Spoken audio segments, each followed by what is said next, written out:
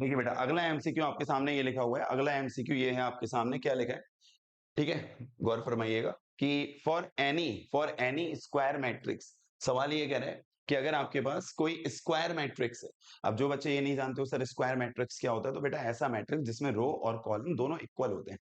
जितनी रोज होती है ना उतने ही कॉलम्स होते हैं, जितनी रोज होती हैं उतने ही क्या होते हैं, कॉलम्स भी होते हैं। तो ऐसे मैट्रिक्स को हम लोग कहते हैं स्क्वायर मैट्रिक्स, जितनी रो उतने कॉलम।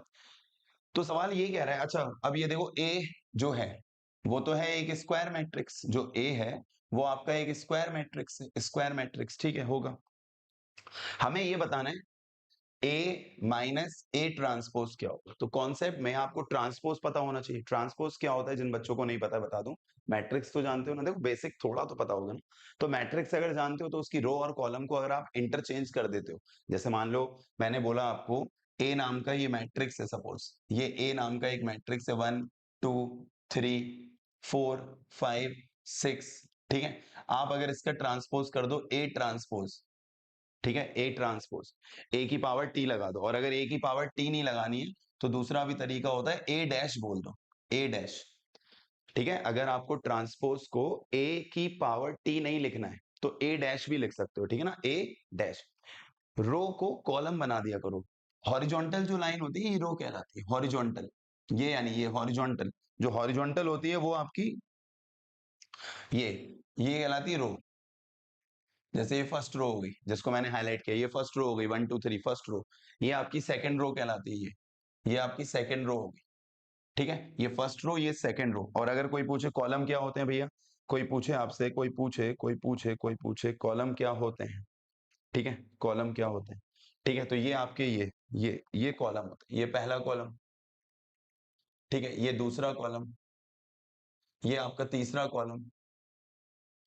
तो जो हॉरिजॉन्टल चीज रहती है बेटा वो रो कहलाती है, और जो वर्टिकल है वो कॉलम। और अगर आप इनको इंटरचेंज कर दो तो ट्रांसपोज मिल जाता है। अगर आप इसको इंटरचेंज कर दो तो ट्रांसपोज मिल जाता है, जैसे कि सुनिएगा, जैसे कि ये मैंने बोला ए ट्रांसपोज चाहिए, तो अब जो रो थी, रो 1 2 3, ये रो थी ना, इसको कॉलम वाइज लिख दो, 1 2 3। और जो कॉलम फर्स्ट रो है ना, फर्स्ट रो उसको फर्स्ट कॉलम बना दो, और जो सेकंड रो है बेटा, सेकंड रो उसको सेकंड कॉलम बना दिया, 4 5 6। यानी जो चीज रो वाइज लिखी थी हॉरिजॉन्टल, उसको वर्टिकली लिख दो, कॉलम बना दो। रो को कॉलम बना दिया करो, कॉलम अपने आप रो बन जाते हैं, उस पर फोकस नहीं करना होता है, केवल रो को कॉलम वाइज लिख दिया करो। ये रो है 1 2 3, इसको आपने कॉलम वाइज लिख दिया 1 2 3।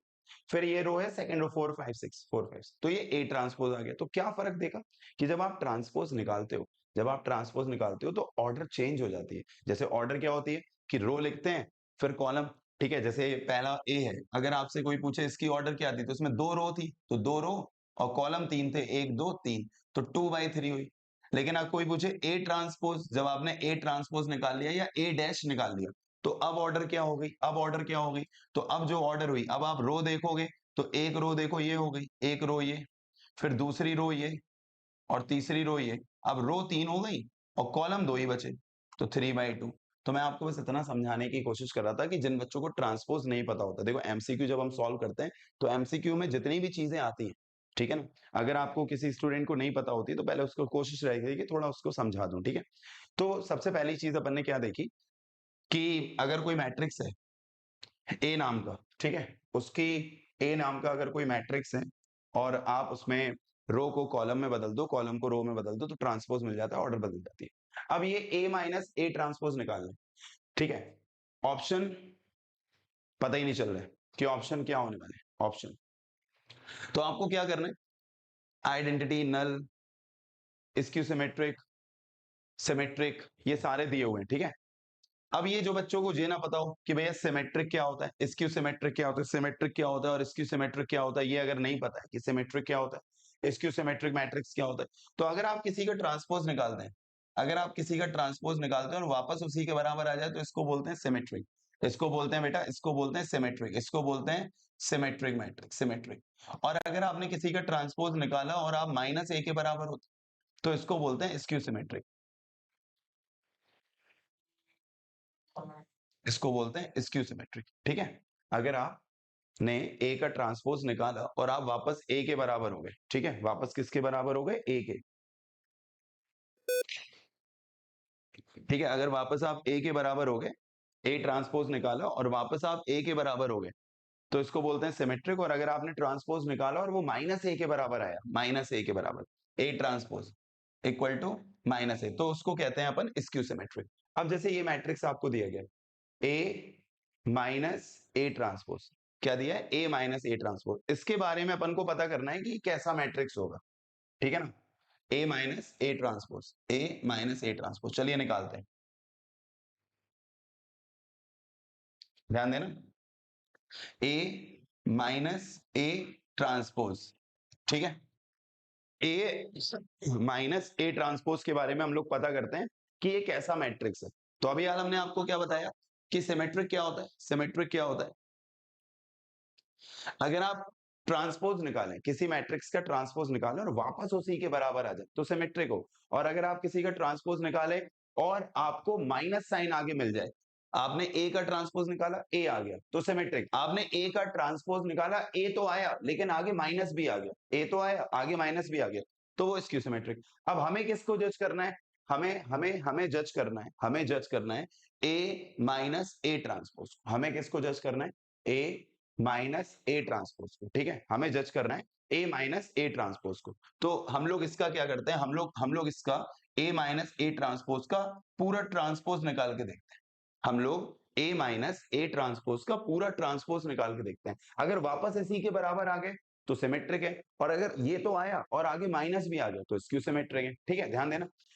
ट्रांसपोज की प्रॉपर्टी क्या होती है, एक प्रॉपर्टी यहां यूज होगी कि अगर जैसे दो टर्म है और ऊपर से ट्रांसपोज लगा है तो आप वो ट्रांसपोज दोनों को अलग अलग दे सकते हो, दोनों को अलग अलग दे सकते हो। जैसे यहाँ दो लोग हैं, जैसे कि यहाँ दो लोग हैं, एक ये है एक ये है, और आप इस पूरे का क्या निकाल रहे हो, ट्रांसपोज, ठीक है। यहाँ दो लोग हैं और आप इस पूरे का क्या निकाल रहे हो, ट्रांसपोज। तो ये जो होल ट्रांसपोज है ये दोनों लोगों को अलग अलग दे सकते हो। तो जैसे ये ए है, जैसे कि ये ए है, तो आप ए को ये वाला ट्रांसपोज, ये जो होल ट्रांसपोज है, ए को अलग दे दोगे, बीच में लगाओगे माइनस क्योंकि माइनस लगा है, फिर अंदर क्या लिखा है, ए ट्रांसपोज और इसका भी होल ट्रांसपोज।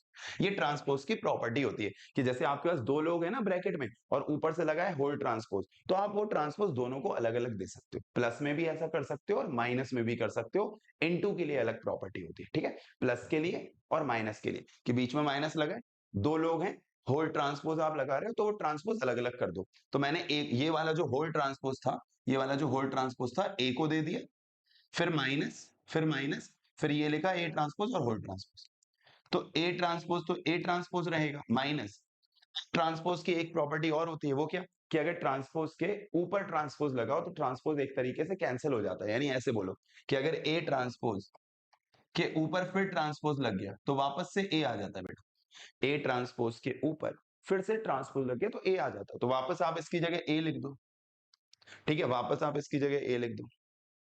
अब आगे देखिएगा, आगे देखिएगा, अब आप देखो इसमें से माइनस कॉमन ले लो एक बार। सर क्यों ले रहे, थोड़ा एक मिनट के लिए बस मेरी बात पर भरोसा रखो, माइनस कॉमन ले लो, माइनस कॉमन लो।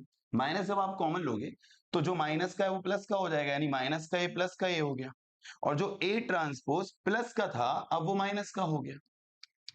तो आपने देखो क्या देखा कि आपने जिसका होल ट्रांसपोज निकालना चाहा था, पहले क्या लिखा था, ए माइनस ए ट्रांसपोज, क्या लिखा था पहले, ए माइनस ए ट्रांसपोज, आपने उसका निकाला होल ट्रांसपोज, तो एंड में वो तो आ गया वापस जिसका तुम होल ट्रांसपोज निकाल रहे थे, किसका निकाल रहे थे, ए माइनस ए ट्रांसपोज। तो ये जो आपको दिख रहा है ए माइनस ए ट्रांसपोज, ये जो दिख रहा है ये यहां नहीं दिख रहा, ये फिर आ गया ए माइनस ए ट्रांसपोज, ये दोनों सेम नहीं है, ए माइनस ए ट्रांसपोज, यहां पे भी तो आ गया ए माइनस ए ट्रांसपोज, लेकिन आगे माइनस भी आ गया, आगे माइनस भी आ गया। तो अभी हाल क्या सीखा था, अभी हाल आपने क्या सीखा था कि आप जब होल ट्रांसपोज निकालें और वापस उसके बराबर आ जाए तो सिमेट्रिक है, और अगर आप होल ट्रांसपोज निकालें और वापस आए बराबर लेकिन आगे माइनस आ जाए तो यहां यही तो हुआ, यहां यही तो हुआ बेटा कि आपने ए माइनस ए ट्रांसपोज को पकड़ के, ए माइनस ए ट्रांसपोज को पकड़ के आपने पूरा ट्रांसपोज निकाला होल, वापस से यही आ गया